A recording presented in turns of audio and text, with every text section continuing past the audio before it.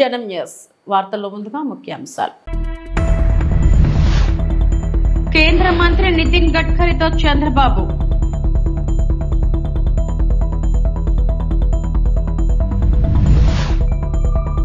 గ్రామీణాభివృద్ధి శాఖ మంత్రి పవన్ కళ్యాణ్ ప్రస్తుతం రాష్ట్ర సచివాలయం నుండి వీడియో కాన్ఫరెన్స్ నిర్వహిస్తున్నారు.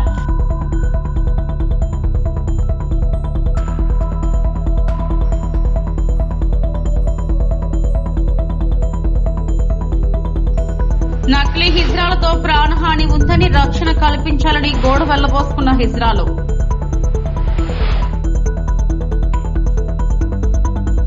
సీఎం నారా చంద్రబాబు నాయుడు సారథ్యంలో కేంద్ర మంత్రి పెమ్మసాని చంద్రశేఖర్, రాష్ట్ర ఆర్థిక శాఖ మంత్రి Payyavula Keshav, TDP parliamentary committee Lavu శ్రీకృష్ణదేవరాయలతో కలిసి భారత ప్రధానమంత్రి నరేంద్ర మోడీని ఈ రోజు ఢిల్లీలో గౌరవపూర్వకంగా కలవడం జరిగింది.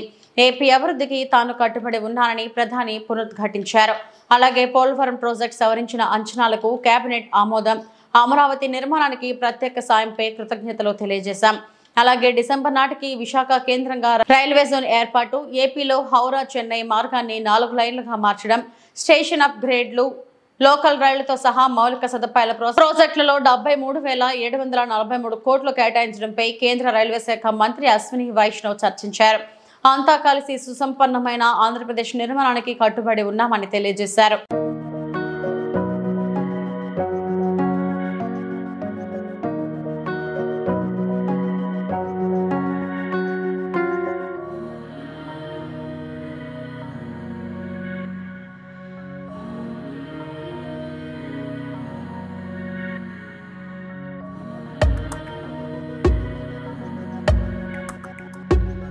రాష్ట్ర ఉప ముఖ్యమంత్రి పంచాయతీరాజ్ గ్రామీణాభివృద్ధి శాఖ మంత్రి పవన్ కళ్యాణ్ ప్రస్తుతం రాష్ట్ర సచివాలయం నుండి వీడియో కాన్ఫరెన్స్ నిర్వహిస్తున్నారు. రాష్ట్రంలోని పంచాయతీల్లో ఈ నెల 14 నుంచి నిర్వహించిన గ్రామోత్సవం కార్యక్రమంపై జిల్లా కలెక్టర్ జిల్లా అధికారులకు వివరిస్తూ దిశానిర్దేశం చేస్తున్నారు.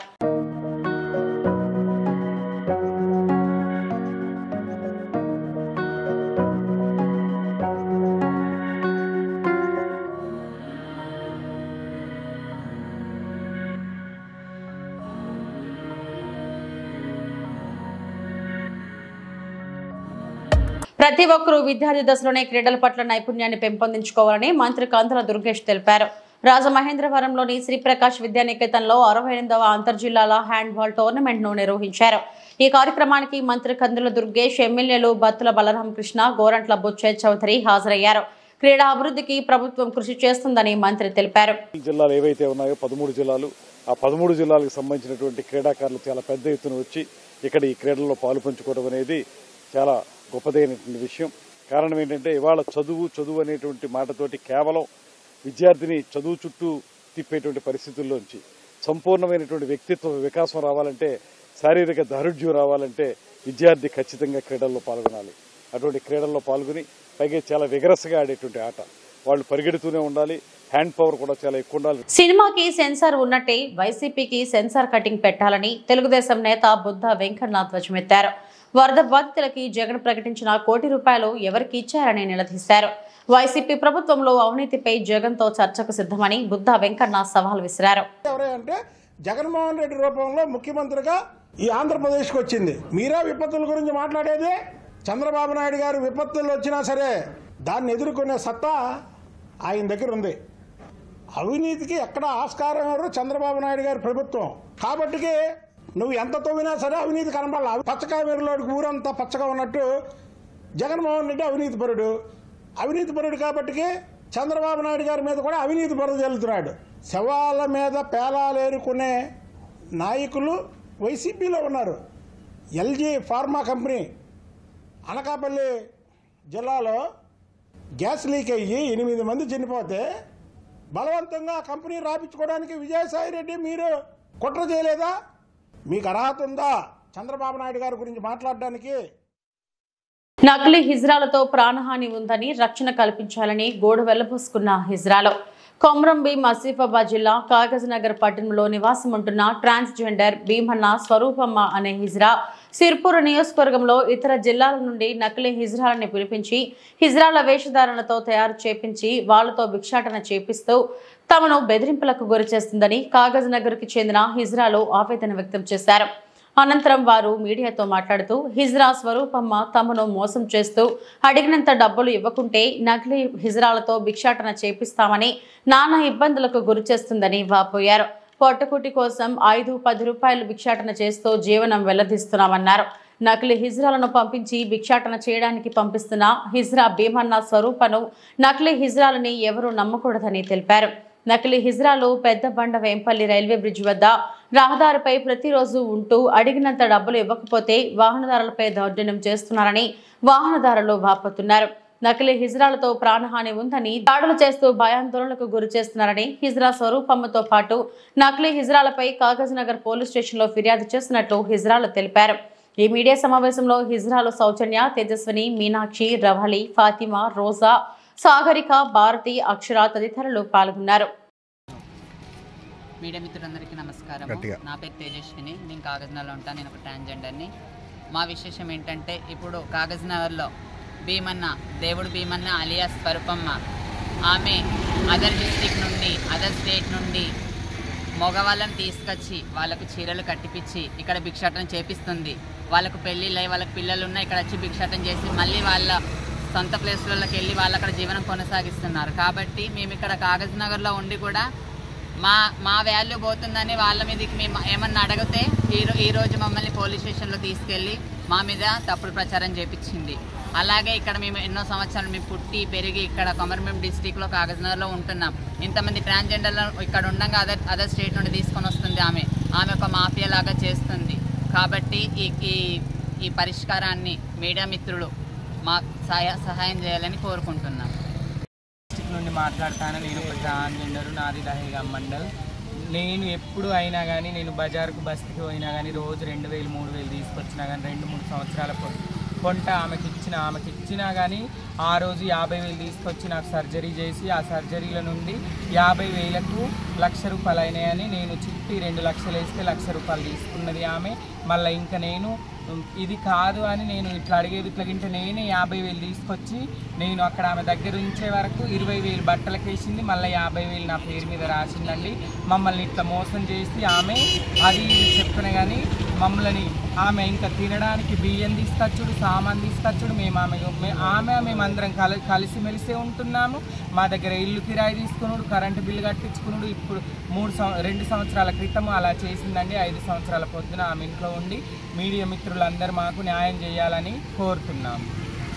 అందరికీ నమస్తే. మేము కాగజ్ నగర్లో కొన్ని సంవత్సరాల నుంచి ఇక్కడున్న ట్రాన్స్జెండర్ అందరం కూడా పెళ్ళిళ్ళు లేనప్పుడు షాపులు అమ్మటిపోయి ఆడుకొని మా జీవనం కొనసాగించుకుంటున్నాం. మా దగ్గర మేము ప్రతిరోజు మేము ఎండకి, వానకి, చలికి కష్టపడుతున్న పైసల్లోకి వెళ్ళి నెలకి ఆమె కొంచెం ఇవ్వాలంటూ డిమాండ్ చేస్తుంది. మేము పెళ్లిలో వాళ్ళు ఇచ్చే 5-10 రూపాయల కోసం మేము ఆశపడిపోతుంటే వాటిలోకి వెళ్ళి కూడా సగం నాకు ఇవ్వాలి, లేకపోతే నేను మగోళ్ళకి చీరలు కట్టిస్తాను, గెడ్డాలు మీసాలు గీకిచ్చి వాళ్ళతో అడిగిస్తానని చెప్పి మమ్మల్ని బెదిరిస్తుంది. అట్లానే కూడా మేము మా జెండర్ని చేంజ్ చేసుకోవడానికి మేము రూపాయి అడుక్కునే డబ్బులతో కష్టపడి మేము సర్జరీ చేసుకుంటే ఈమె పేరు సాయి, సౌజన్య అంటారు, నా పేరు రోజా. మా ఇద్దరికి ఆమె 30,000 ఖర్చు పెట్టి సర్జరీ చేసి మా దగ్గర లక్షలు తీసుకొని ఆ వడ్డీల కింద మాకున్నటువంటి చిన్న చితక బంగారం కూడా గుంజుకున్నది. ఇది ఎట్లయినా కానీ మా మాట మీ మీడియా ద్వారా పై వరకు పోయి మాకు న్యాయం జరగాలని కోరుకుంటున్నాను. మీడియా మిత్రులందరికీ నమస్తే. నేను కొమరంభీం ట్రాన్స్జెండర్ సౌజన్యాన్ని. మేము ఇక్కడ పుట్టి ఇక్కడనే నివాసం ఉంటున్నాము. మా ట్రాన్స్జెండర్ జీవితము మేము ఇక్కడనే ఏదైనా మంచి అయినా చెడైనా ఏదైనా చేసుకుంటున్నాము. ఇక్కడ ఒక దేవుడు స్వరూపమ్మ అలియాస్ భీమన్న అలియాస్ స్వరూపమ్మ, ఆమె రౌడీ మాఫియాని తీసుకొచ్చి మగవాళ్ళని చీరలు కట్టించి డబ్బులు అడిగించి ఆమెకు రోజుని ఇవ్వాలని డిమాండ్ చేస్తుంది. అలాగే మా పైన వాళ్ళని తీసుకొచ్చి వాళ్ళని ఎన్నో మా పైన అత్యాచారాలు చేయాలని చూస్తుంది. మేము దీన్ని అందరినీ ఖండిస్తూ మేమందరం మాట్లాడుతున్నాం. మాకు మీడియా తరఫున న్యాయం జరగాలని కోరుకుంటున్నాము. ఈ నకిలీ ట్రాన్స్జెండర్లని వెంటనే తీసేయాలని మనసారా కోరుకుంటున్నాము. ఏలూరు జిల్లా ద్వారకా తిరుమల శ్రీ వెంకటేశ్వర స్వామి వారి ఉపదేవాలయమైన శ్రీ కుంకులమ్మ అమ్మవారి ఆలయంలో దేవి శరన్నవరాత్రులు ఉత్సవాలలో భాగంగా 6వ రోజు మహాలక్ష్మి అలంకరణలో భక్తులకు దర్శనమిస్తున్న కుంకులమ్మ అమ్మవారు. మహాలక్ష్మి అలంకరణలో ఉన్న అమ్మవారికి కుంకుమ పూజ, చండీ హోమం, సహస్రనామ పారాయణము నిర్వహించిన ఆలయ అర్చకులు. మహాలక్ష్మి అలంకరణలో ఉన్న అమ్మవారిని దర్శించుకునేందుకు భక్తులు అధిక సంఖ్యలో పాల్గొన్నారు.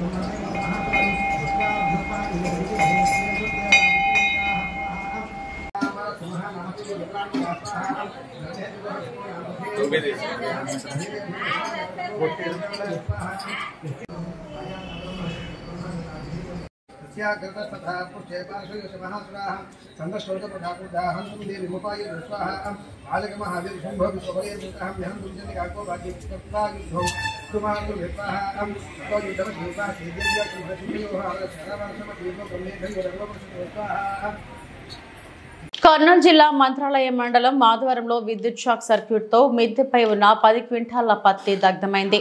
మార్కెట్ కు పత్తి తరలించాలనే లోపు ఇలాంటి ఘటన చోటు చేసుకుంది. దాదాపు ₹1,00,000 విలువ చేసే పత్తి పూర్తిగా దగ్ధం కావడంతో రైతు ఆరుగాలం పండించిన పంట ఇలా విద్యుత్ షాక్ తో తగలబడి కాలిపోవడంతో రైతు మరియు కుటుంబ సభ్యులు లబోదిబోమంటున్నారు.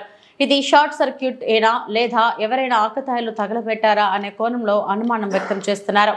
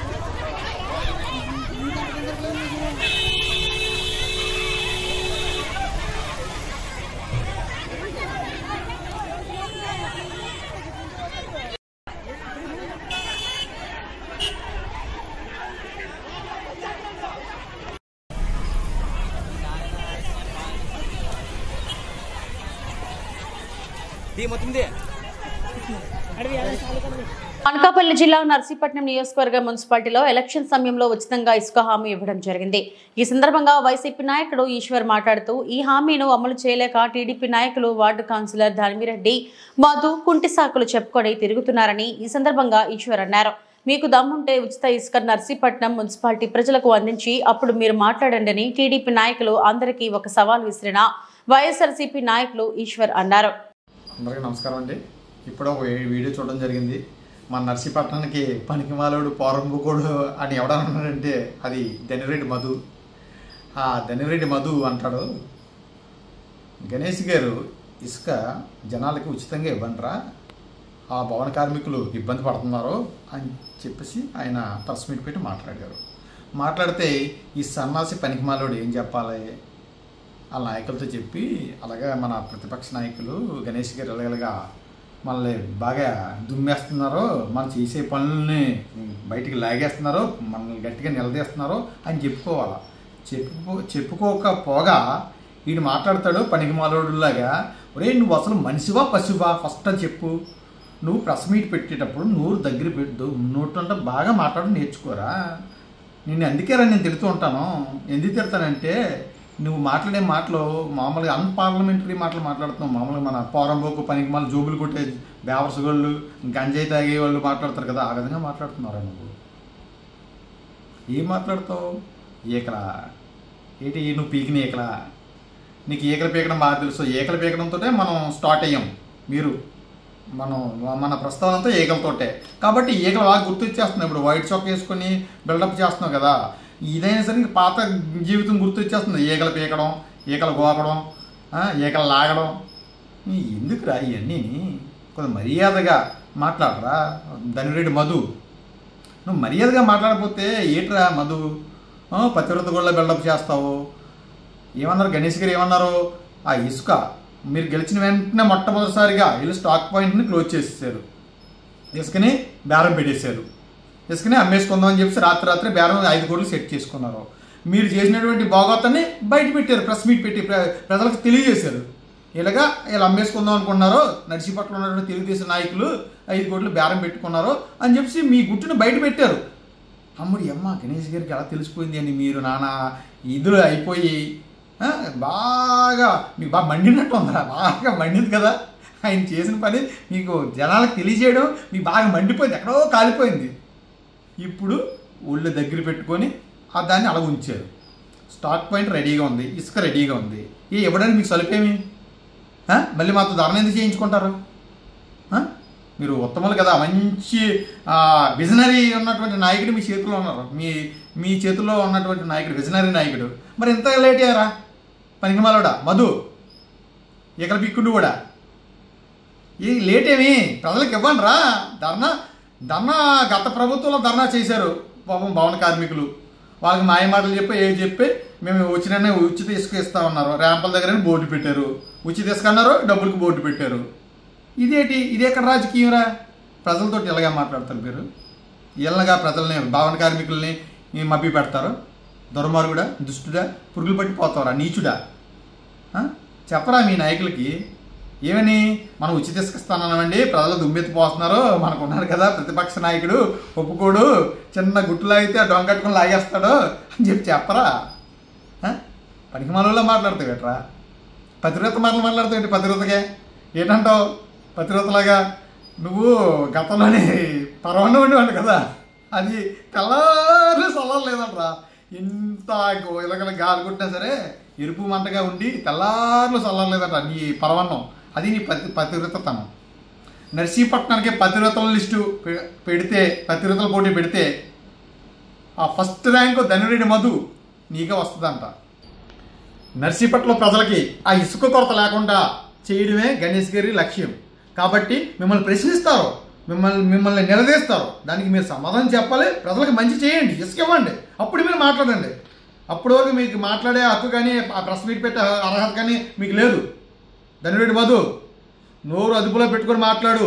వయసు కానీ సరికాదు, వైట్ చొక్కా వేసుకుని కానీ సరికాదు. నోటంట శుభ్రమైన మాటలు రావాలి, అది గుర్తుపెట్టుకో. నోటంట శుభ్రంగా మాట్లాడడం నేర్చుకో, లేకపోతే నేను తిరుగుతూనే ఉంటాను. నేను గుర్తుపెట్టుకో. నువ్వు మర్యాదగా ఎప్పుడైతే ప్రెస్ మీట్ పెడతావో అప్పుడు నేను మర్యాదగా మాట్లాడతాను.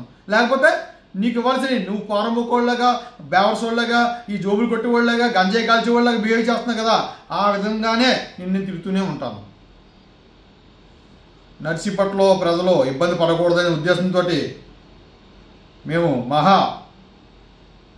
ధర్నా నిరసన కార్యక్రమం 21 తారీఖున చేపడుతున్నాం. మా నాయకులు శ్రీ పెట్ల ఉమాశంకర్ గణేష్ గారు, మాజీ ఎమ్మెల్యే.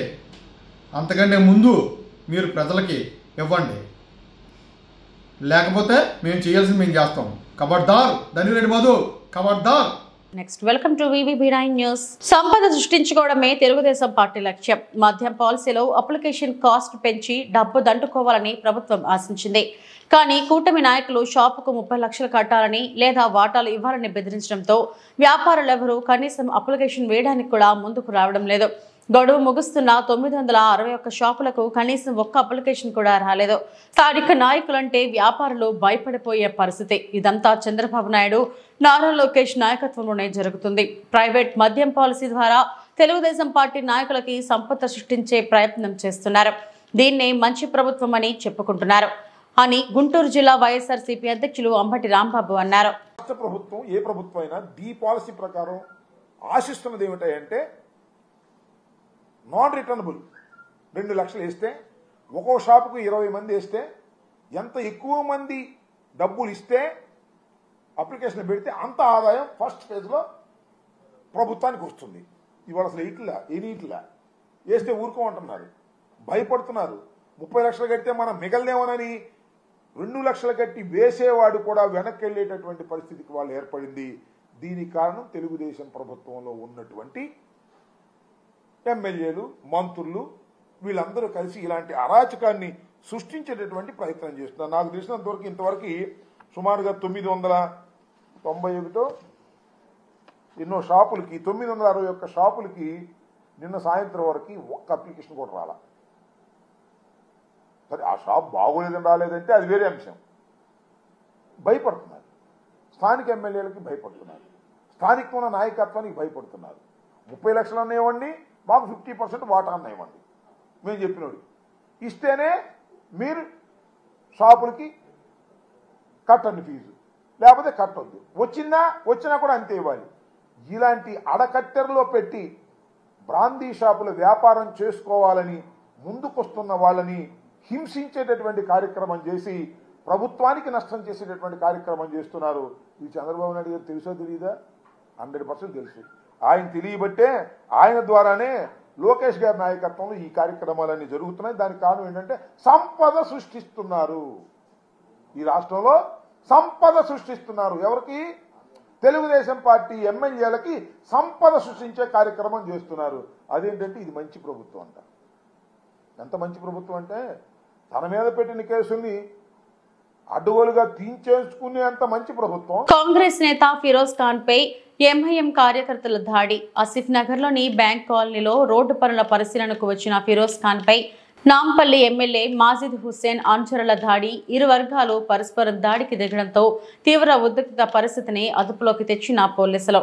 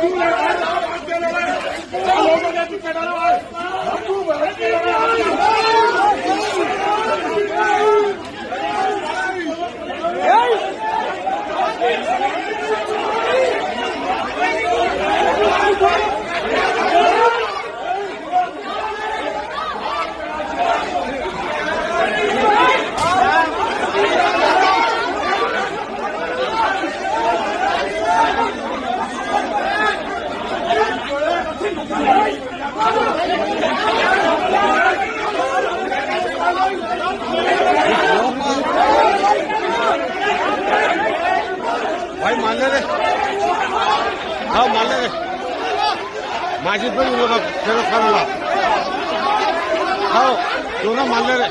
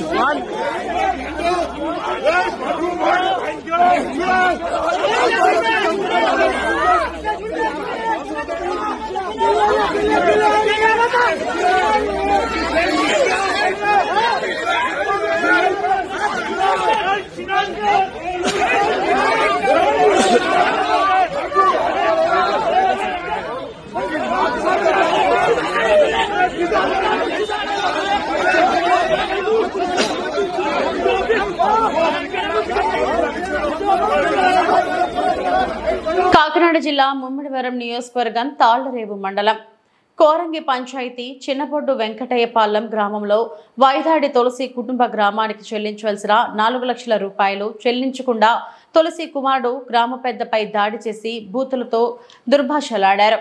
గ్రామం పెద్దలు అందరూ కలిసి పోలీస్ స్టేషన్లో కంప్లైంట్ ఇవ్వడం జరిగింది. వైదడి తులసి కుటుంబం తిరిగి మాపై అక్రమ కేసులు బనాయించి తప్పుడు నోటీసులు ఇప్పించిందంటూ గ్రామస్తులు ఆందోళన చెందారు. మన వీడియో ముందు మాట్లాడినవన్నీ కూడా అవాస్తవని చెప్పేసి దీన్ని వీడియో ముందు రావడం జరిగింది. ఆవిడ గ్రామానికి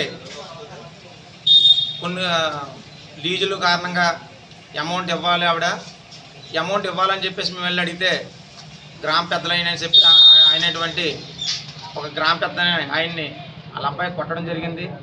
కొట్టినప్పటికైనా మహాలక్ష్మి అమ్మవారి తీర్థం చేసిన తర్వాత పులిమర అని చెప్పి ఉంటుంది. ఆవిడ కూడా వచ్చి మాతో గరగెత్తుకొని ఉపవాసం ఉండి ఆవిడ పులిమర తొక్కడం కూడా జరిగింది. భర్తీ మా ఊర్లో ఎలేసారని చెప్పేసి దీంట్లో టీవీలో వస్తూ ఉంటే అది గ్రామం చాలా బాధాకరం విషయం ఇది. అదేవిధంగా మాకు అగ్నిలు ఇవ్వలేదు, ఇలాగా కులా తవ్వేశారు, కల్లడి తీస్తారని చెప్పేసి ఆవిడ మాట్లాడడం అన్నది చాలా తప్పుడు మాటలని చెప్పేసి మేమందరూ కూడా గ్రామ పెద్దలను అందరూ చిన్నపూడి వెంకటపాలెం గ్రామం అంటే ఒక ఉన్నతమైన గ్రామం, చాలా బాధపడుతున్నాం.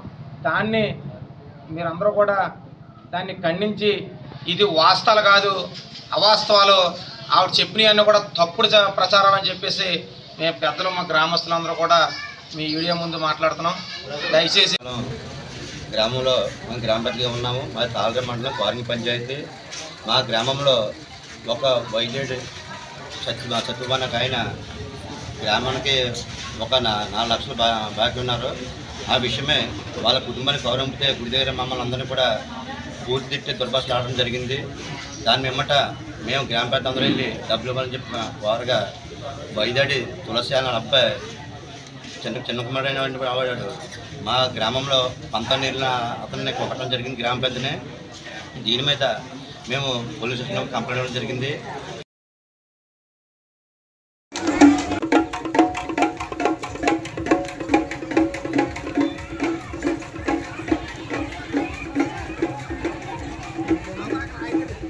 ఏలూరు జిల్లా ద్వారకా తిరుమలలో నిర్వహించిన మండల పరిషత్ సర్వసభ్య సమావేశంలో ముఖ్య అతిథిగా పాల్గొని వివిధ శాఖల పనితీరుపై సమీక్ష నిర్వహించిన గోపాలపురం నియోజకవర్గం ఎమ్మెల్యే మద్దిపాటి వెంకటరాజు.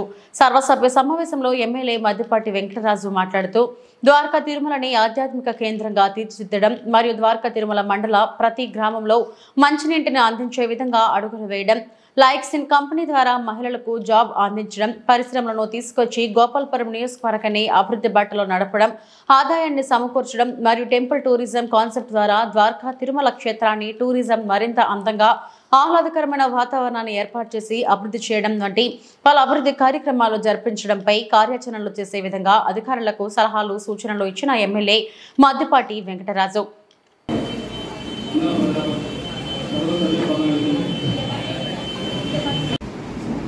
అంటే మండల స్థాయిలో జరిగే కార్యక్రమం డిపార్ట్మెంట్ వారీగా రివ్యూ చేసే ముందు ఒకసారి ఒక దిశానిర్దేశం మనం అనుకుంటే అసలు మనం వెళ్ళాలా అనుకుంటున్నాం, మన ఎజెండా ఏంటి, మన టార్గెట్ ఏంటి, ఒక అవగాహన ఉంటే నిరంతరం ఒకసారి దాన్ని రివ్యూ చేసుకుంటూ ఉంటే మనం ఆ ట్రాక్లో తప్పకుండా మహిళలకి జాబ్ రిక్రూట్మెంట్ డ్రైవ్ ఒకటి పెట్టాము. లిక్సిల్ కంపెనీ వాళ్ళతో మాట్లాడి, నిజానికి లిక్సిల్ కంపెనీ అనేది మన నియోజకవర్గం పరిధిలో లేదు, అది బెంగళూరు పరిధిలో ఉంటే వాళ్ళు అక్కడ డ్రైవ్ పెడదామని ఆలోచిస్తుంటే మాట్లాడి అది ఇక్కడ పెడితే కొంచెం మనకి ఒక ఎంకరేజ్మెంట్గా ఉంటుంది. సభాధ్యక్షులు గౌరవ ఎంపీపీ గారికి, అదేవిధంగా వేదికను అలంకరించిన జడ్పీటీసీ గారికి, అదేవిధంగా నూతనంగా మన మండలానికి వచ్చిన పరిపాలన మీద మంచి అనుభవం ఉన్న ఎంపీడీఓ గారిగా వచ్చిన అలాంటి దేవస్థితిలో కాకుండా త్రాగునీరు, సురక్షితమైన త్రాగునీరు. జనరల్గా మనం ఏమనుకుంటామంటే గోలే చేస్తే వాటర్ తెల్లగా ఉంటే అంతా బాగున్నట్టు కాదని, కానీ దానికి సర్టెన్ టెస్టులు చేసి ఆ వాటర్ యొక్క డెన్సిటీ కావచ్చు ఇతర పారామీటర్లో చెక్ చేసి అది హ్యూమన్ డ్రింకబుల్ వాటర్ కాదనేది డిసైడ్ చేస్తాం. సో మనం ఇంకా అక్కడ ఆగిపోయాం. నా ఆలోచన ఏంటంటే అనేక రంగాల్లో వెనకబడ్డాం, త్రాగునీరు కావచ్చు, అదేవిధంగా విద్యా వ్యవస్థ. ఈరోజు స్కూల్స్లో చూస్తే చాలా దయనీయకర పరిస్థితి.